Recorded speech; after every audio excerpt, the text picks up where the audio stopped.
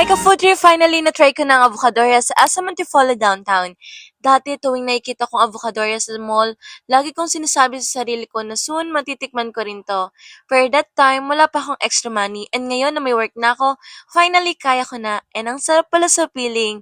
Ano sa avocado lover, super happy ko talaga this time. And honestly, nagulat ako kasi ang ganda pala ng branch nila dito sa Asa Montefollo.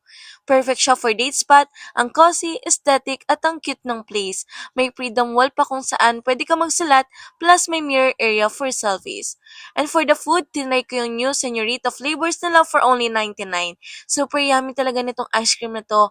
At nag-order din ako ng nachos, avocado inipit, avocado lover, and yung matcha Senorita ice cream nila.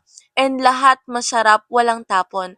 Plus, ang babait at accommodating ng staff, kaya mas naging okay yung whole experience ko. Overall for this is 10 out of 10, babalik at babalikan ko to for sure.